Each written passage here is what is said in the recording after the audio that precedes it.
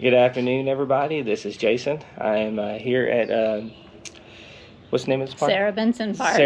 Sarah Benson Park with Liberty Murray.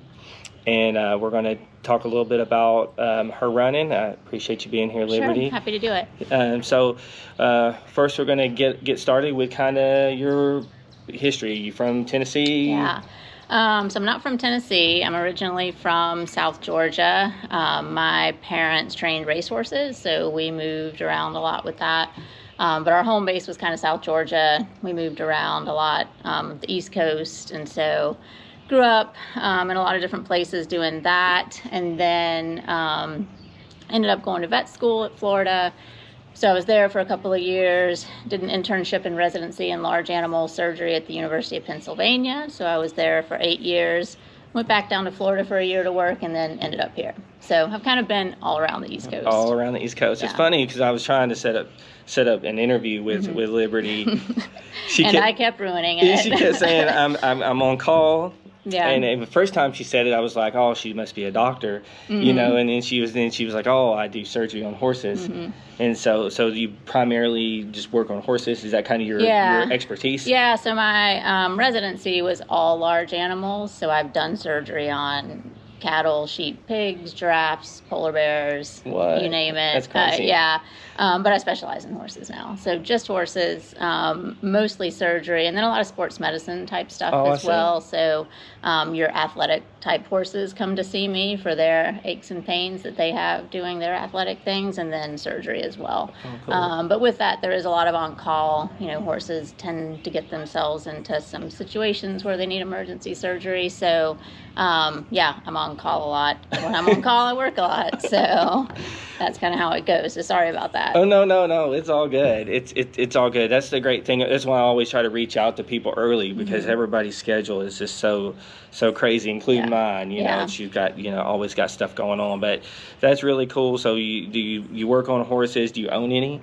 I own one horse who literally is just a pasture ornament. He mows grass. He mows grass. And a miniature donkey. They actually stay at a friend of mine's house. So I used to ride him, when I was younger, and compete and things like that. But once I got into vet school and started my internship and residency, it was just so busy that really didn't leave time for anything else.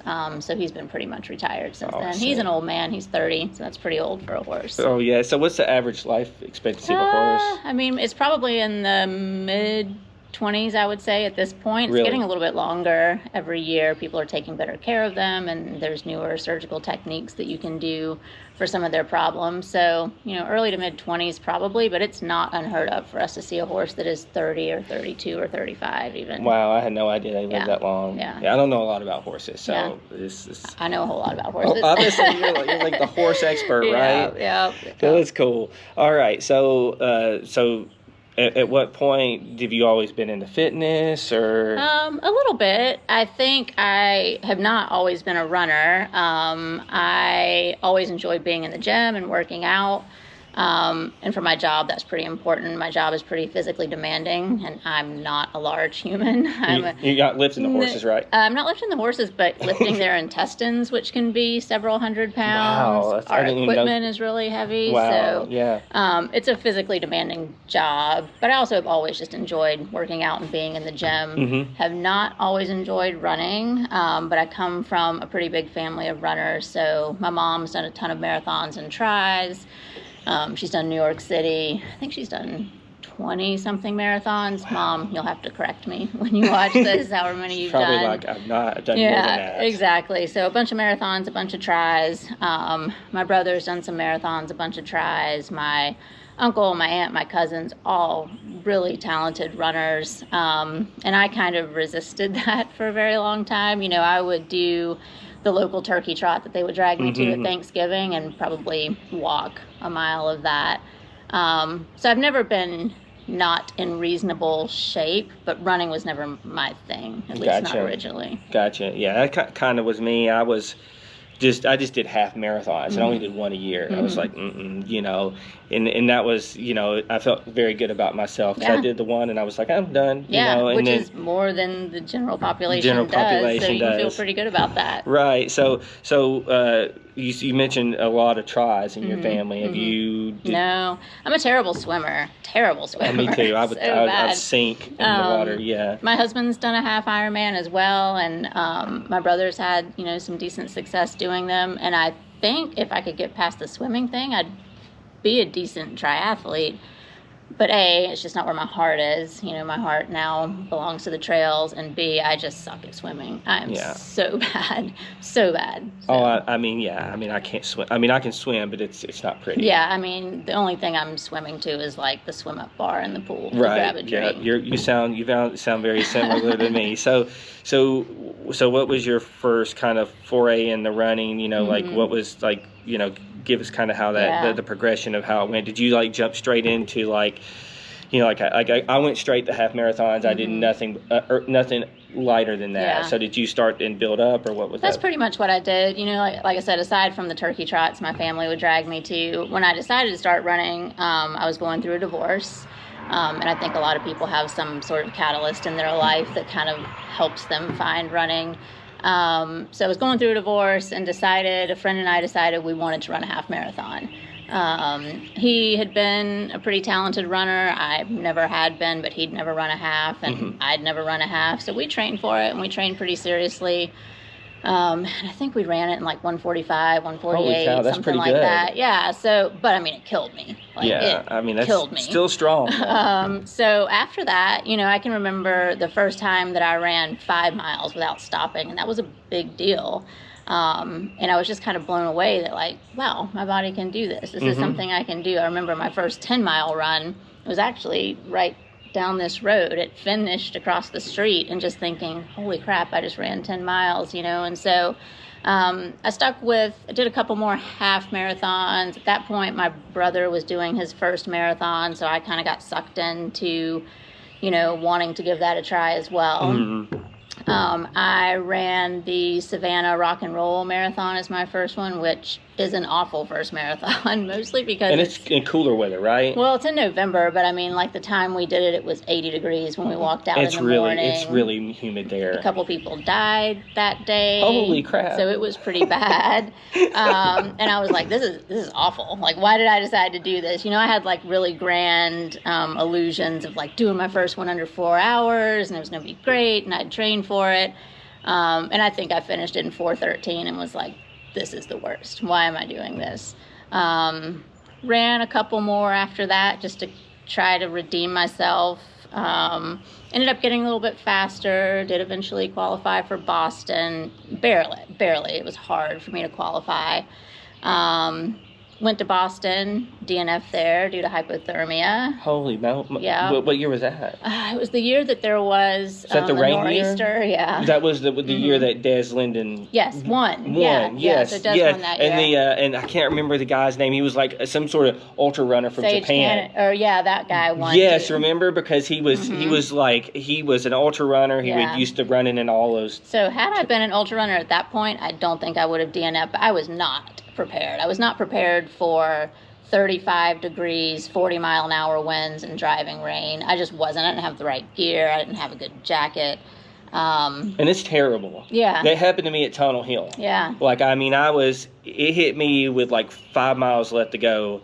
I was able to finish, but like I went to my car and I physically passed out. Oh, yeah. It was bad. I made it to mile 8. And then I just stopped into a tent thinking I would just warm up, you know, for a couple of minutes. And when I got in there, I started hallucinating.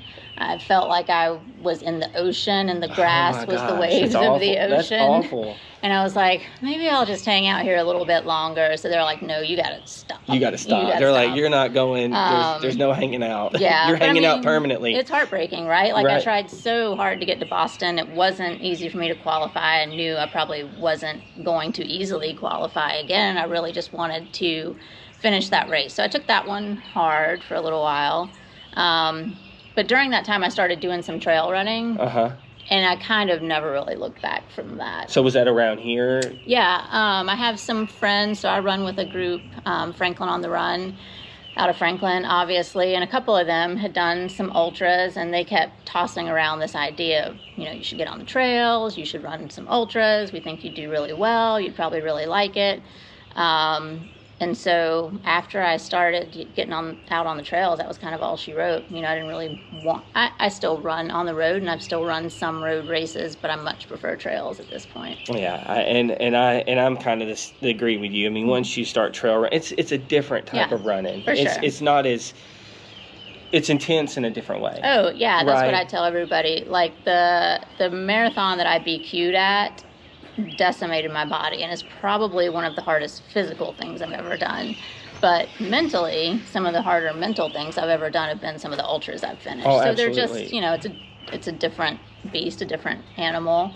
And I tend to enjoy the mental challenge of it. So. Sure, absolutely. And I think that's what, we've talked about it before in just a couple of my other interviews, how much it can all be a huge mental grind. Yeah. A lot of time. Matter of fact, her and I was talking beforehand about, before the interview started, about I had a mental, breakdown at my first 100 miler and didn't finish. And it's just like, physically you can be there. Yeah. But your mind can just shut you off. Yep. And then once it shuts you off, then you're done. Sure will. It's hard worse to overcome that. It's worse than any ankle sprain, right? Oh, yeah, because you can make yourself run through pain. But if your mind is like, no, I'm done. You're done. Then you're done. Yeah. It's like the strongest thing. Yep.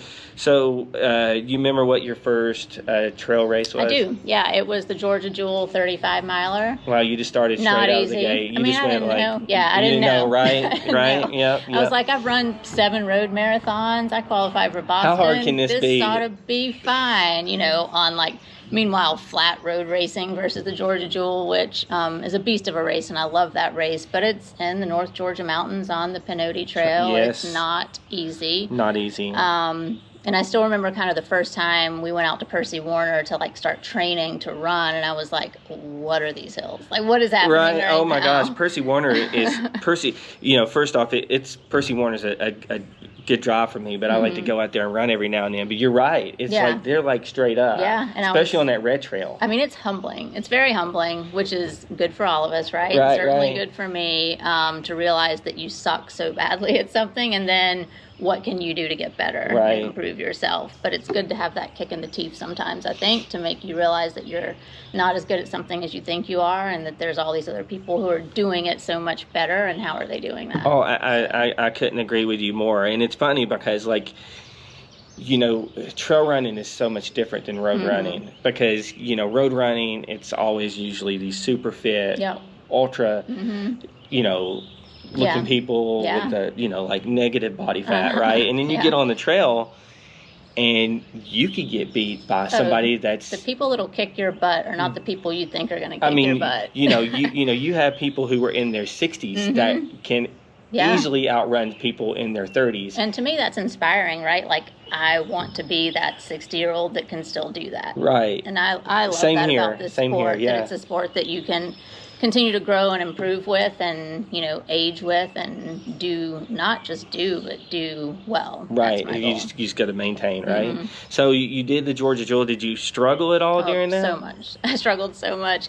I thought I was ready, and I followed a decent training plan, and but I just think until you've done a bunch of trail running and a bunch of ultras, your body just isn't there yet. Your muscles aren't there, your capillaries aren't there, you haven't adjusted cardiovascularly. So yeah, I struggled big time. I mean, I finished it. I don't remember what time I finished it in, but I do remember I had a group text going with like my husband, my brother, and my sister, and my mom, just because they were checking on me. I can't remember if they crewed for me or not, but I mean, towards the end, every text they were getting from me was, F this rock, F these birds, right? F this hill. Oh, I know. There was nothing nice coming out of my mouth at that point. Yes, it's so hard, because like you have that, especially toward the end. Like I said, my first one was Yamacraw, and it was just terrible weather, and it snowed and everything else, and I jacked up my knee around the marathon point, and I was just so over it. And I was literally like 3 or 4 miles out and from finishing, and these two guys probably in their they were probably 20 years older than me. Just shot past me. Yep. Just shot past me, and I was just like in my head the things that I was saying. I was so pissed off, and then but I finished, and it was a grind, but it was, you know. The first one is definitely tough because you don't know what to expect. Oh, you have no idea. You think you do, but you don't. Right, and the 5 miles between the marathon and the 50K. It gets pretty real. It's different. Yeah, it is. Because like right now, you and I could go out and run 5 miles and it wouldn't be bad. Yeah, exactly. Because it's just 5 miles. Yeah, but you don't have that accumulation of dirt or rocks or whatever. Or fallen 10 times or went across a bunch of water crossings and jumped across boats or whatever you're doing, right? So looking at your ultra sign up, you had that one, and you just didn't. It seemed like you have a progression of kind of just hard races one after another. You've done the Music City Trail Ultra a couple of times. That race is hard, really hard. Really hard, and then So just looking at your ultra sign up, did you like intentionally look at like challenging races, or was it more like a geographical type thing? Somewhat geographical, but I think that's what I just started gravitating towards a little bit. And you and I were talking earlier. You know, I'm not super fast. I'm a pretty solid middle of the pack runner. But I am a grinder, and I am willing to put in the work, and I am willing to do what it takes to improve where I can, and I'm willing to suffer. So, you know, I'm going to do a lot better in a race that will allow those that can suffer well to shine, so versus those that are just speed demons, you know, because that's not me. So, but I enjoy it too. I mean, I think we all do this to some degree to see what we are capable of. What we're able to push through. And so every time I push myself to do something a little bit harder and I do it and it sucks, but I do it, I'm just amazed at what we can do with our bodies, and I want to see what more there is beyond that. Yeah, I couldn't agree with you more. So, you know, looking at some, you know, and I guess I'll hit on a couple of your races. One that really stood out to me, there was two, but the main one that really stood out to me, and I don't know a ton of the race, about the race, but I've just heard a lot about it because I run a lot of the Yeti races that Jason Green does, and Jason Green is a big H9 person. Yeah. He runs runs every year, and he loves it. But he talks about how ridiculously hard this race is. It's a hard race, yeah. And so like, you know, I hear it very much runs like a very tough 100-miler at times. Yeah. So they do a bunch of different versions, kind of all on the Duncan Ridge Trail and the Coosa Backcountry Trail now. And so the one I ran was the winter edition called the Fierce Dragon. Yeah, Fierce Dragon. I did the 40-miler, which is an out and back from Vogel State Park to Skeena Gap up in the North Georgia Mountains Trail and the Coosa Backcountry Trail. A ton of climbing. You're just going up and down and up and down and up and down. I don't remember how much vert's in that race. It's a lot. Yeah, it's a lot. I mean, they all have a lot from what I gather. I mean, you are doing more hiking than you are running, hands down. You're not going to be running a lot in that race, other than trying to run what downhills you can. And that was this past January, and when we did it, there was a ton of snow and ice on the mountain, and it snowed and iced while we were doing it. So temperatures were in the teens to 20s, wind chills were below that, and there were portions of the trail so covered with ice that you're just slipping and sliding. I didn't have yak tracks because I was unprepared and didn't have yak tracks. We showed up to packet pickup, and they're like, hey, do you guys have spikes? And a friend of mine, Liz McLean, did this race with me, and she and I looked at each other like, no, we don't have spikes. No, we don't have spikes. And they looked at us like, oh, you poor girls, you're going to die out here. So, because you really don't realize how important those things are. No, and, you know, I've run those mountains a lot. My mom lives in Blue Ridge, Georgia, so I'm pretty familiar with that area, and I run those trails a lot. But, again, in January, I'm not going up to the highest elevations on those mountains. So I'm completely underprepared for that. And the other thing is, I hate running in the cold. Hate it. It's my weakness. It's my kryptonite. So you prefer this weather? Like miserable 90 degree, thick, soupy. Yeah, see, I can't stand it. Yeah, well, yeah. I mean, you're one way or the other. See, right? I'm a cold person. I like to be extremely cold. Yeah, so for that race, for you, probably sounds amazing. For me, I was not excited that I was going to be freezing my butt off the entire time, snow and ice, and just a really difficult race. I did it because I knew I had some weaknesses that I needed to address, and I was training for GDR. I know that running in the cold is a weakness for me, so I just like to hit that Just head on rattle and just it. make myself do it. I know that running at night by myself is a weakness without a pacer, and you couldn't have pacers on that race, and so I figured that'd be a good way to force myself to run in the cold, dark night by myself, and I knew that race would make me mentally tougher. I knew if I could train for it well and finish it well, that it would be, one of those confidence boosters you need kind of going forward with your running. So it checked all those boxes. It was extremely hard. Really hard. I mean, yeah. I mean, I need to sign up for it. I haven't signed up for it yet. The winter version's fun in that like type 2 fun type of way, that really sucky. But always bring spikes with you, right? Just in case. I would. I texted my mom at, I forget, probably 10 or 15 miles in and said, hey, can you bring me some because I am going to fall off this mountain. Like, seriously. Oh, yeah, trust me, I know. Me and a buddy were going, we did Alum to LeConte. Oh, yeah. And it was a lot of snow on the ground. And we hit some spots. And thank goodness we had spikes because I would not have went without the spikes. Yeah. Like you said, you would literally fall off the side. Yeah, and so we were grabbing trees. I mean, there was a guy who did fall enough to scare himself that he just dropped at 20 at Skeena.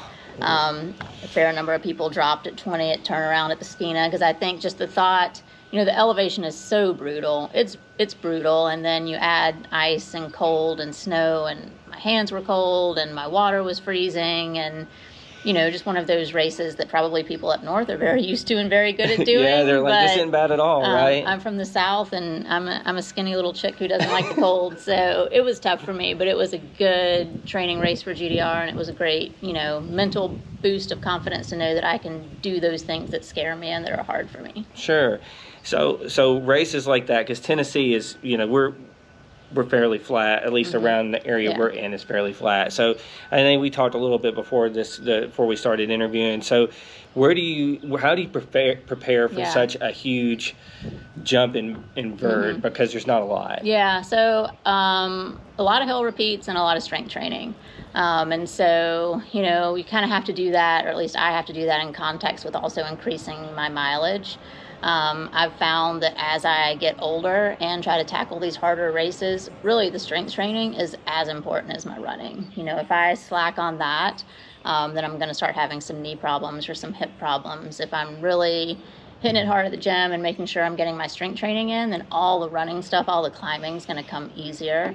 So typically if I'm building up to like a race like GDR or something, then I will do some hill repeats during the week. We talked, this park that we're at has a really solid hill that you can get 800 or 900 feet out of 3 to 4 repeats. That's not bad at all. Running it, and then for my long runs on the weekends, I'll kind of alternate between just doing long runs on regular trails one week to long run with mostly hiking the biggest hills I can find the next week. And so what long trails did you do around here? I like to go to Smith Park. Smith Park. Yeah, I know Smith Park. Yeah, and so start at the very bottom of Red and go to the top. I just did that today, actually. I got you. So if I'm trying to train for something, then I'll warm up, run 4 to 10 miles on the regular trails, and then go do 5 to 15 repeats of Red after that. I got you. So you just doing the repeats, yeah. Well, those are close by to where you are, so it's not bad. Yeah,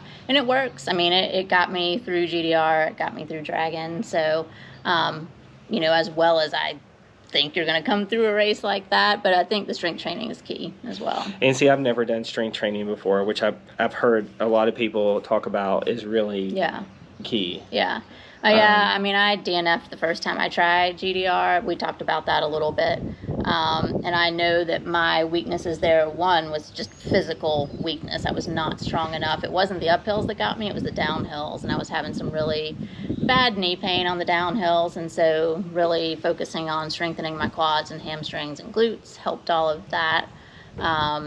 So, yeah, I think it's super important. And for me, anyway. And so you just go to a gym and do that? I go to a gym. Yeah. So I do a lot of yoga, too, which I think, like, heated Vinyasa flow yoga. Oh, yeah, and yeah. That also is pretty good for your core and strength work. Yeah. Keeps you a little flexible, so. I've tried the yoga, and I'm just, us men, there's no flexibility. I know. We have we have negative flexibility. I did too when I started, and I used to hate it, and I've really come to love it.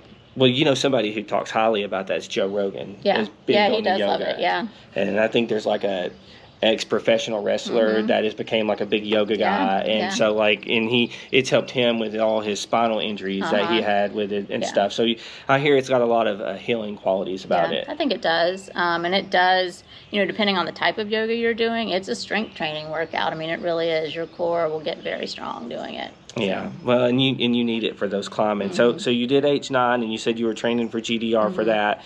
So you did GDR this time around, and you finished it. What was the experience like with that?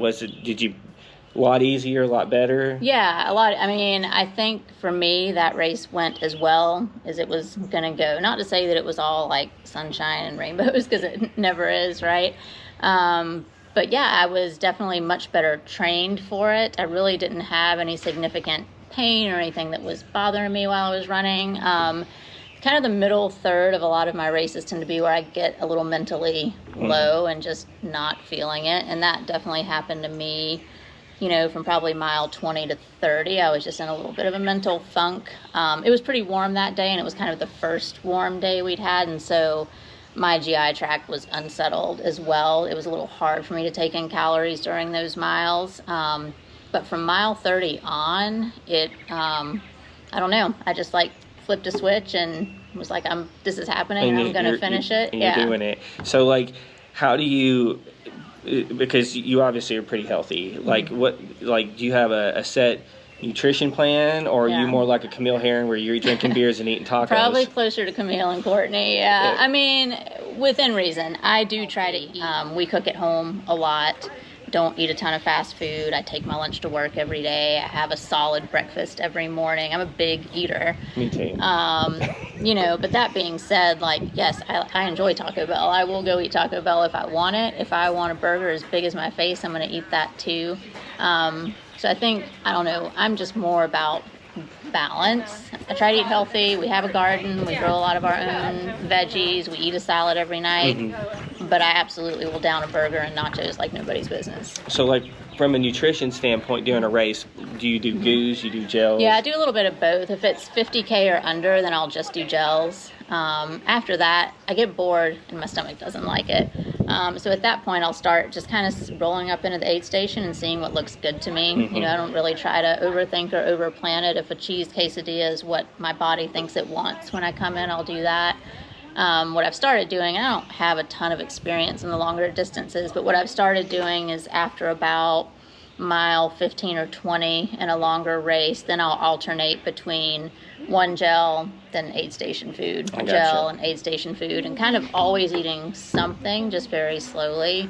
And so far that's worked. I mean, for the most part, I don't tend to have any GI issues while running. So I'm lucky that way. Yes, absolutely. Because I think once you get into the longer distances, there definitely has to be, because you get in that gap to where once you start getting calorie depleted, then it's hard to come out of it. Yeah, so I really try to kind of front load that and make sure I'm never getting to the point where I'm depleted. I enjoy a good cheeseburger at the halfway point of the long race, so I usually have my crew bring me a cheeseburger that I'll snack on while I'm climbing up the next hill, but just something to keep calories in. That was the best race I ever saw for food, was at Tunnel Hill. The way Tunnel Hills is, you kind of start in the middle and you go out and you come back to the middle and you go out and you come back, and so it's like you're in the middle, but you're coming back to the middle. Well, in the middle they had hamburgers, hot dogs, and I mean we're talking like full on. See, that would be my kind of race. Yes, it was really sweet, because I remember hitting that coming back through, and I remember eating like 2 hamburgers and a hot dog, and it was like just perfect. The first time I did it, I was like, I don't know if this is gonna work. But I mean, so you're surprised. far, It's surprising, yeah, isn't it? yeah, like how that your body really tolerates it. So ever since then, I've always requested a hamburger at like the halfway point when my cruise season. Well, and I don't think not everybody's like, I don't think it's like us either. Right, because right. some people can't. I have friends that Yeah, can't. I do too. They can't That's their kryptonite. Yeah, that's their kryptonite. You know, there's a couple of us that can just, you can throw anything at us and you can just eat whatever, and it's good. So you did those 2 races. Recently, you did Grayson Highlands, and that was a beautiful race. How was that? I mean, that one didn't go as well. It was 1 month after GDR, which probably wasn't the best planning on my part, but it was rolled over from 2020, and I was already juiced into it. And we'd already had some plans with some friends to get a cabin and have more of a friends getaway, so I did not feel recovered, and I had not been running a ton leading up to it, so I knew it wasn't going to be a great race for me. I was just going for the experience. So yeah, for the experience wise, it was beautiful. As far as like a running day, I was on the struggle bus all day. And there's horses. I was just glad that none of them needed my medical assistance while I was out there. That place is beautiful, though. It's amazing. If people haven't been, not necessarily to the race, even just to Grayson Just Highlands. go to the park. Oh God, it's so beautiful. The park is wonderful because they have all that you get. It's a park in Southern Virginia. And there's miniature horses, ponies, whatever you want to call them. Yeah. Some people say ponies, some people call horses. And you can literally walk right up to them. It's amazing how they're like just... Well, and the cattle, too. Like, nobody talks about the Highland cattle, but there's cattle out there as well. I've never saw the cattle. They have the longhorns, and they're on there, too. So I saw as many cattle as I did horses. That's cool. Open grazing, yeah. That's excellent. And it's beautiful. I mean, to me, it's as close as we get on this side of the country to some really big mountains that make you feel like you're in big mountains. Oh, absolutely. Absolutely. I mean, we went there after the Yeti 100 last year and hiked around up there the day after. And, man, it was... It was funny because all my friends that went with me, they were like, "That was the best part of the trip." I'm like, "Thanks," because it was because the little horses. You know, everybody loves the little the short horses. Yes, you know, they do. they're like you walk up on them and they're so like, you know, of course you're not supposed to touch them, but everybody's touching them. Everybody's touching the horses. So, but it was really cool. So you've done those 2 races. What's next for you?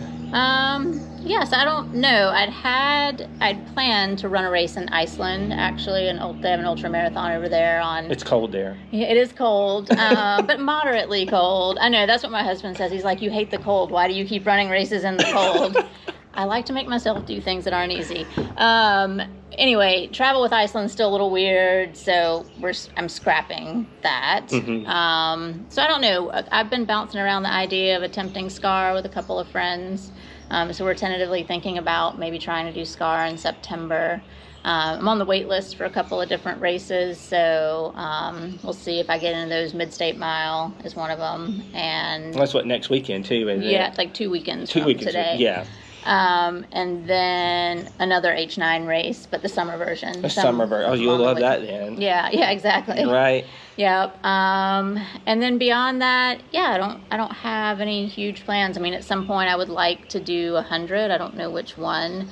I'm surprised you've not gone out west. Yeah, well, I probably will start doing that a little bit more now. Like Javelina or something like that. Because that Javelina's got multiple distances. Yeah, you're right. That would be a good one.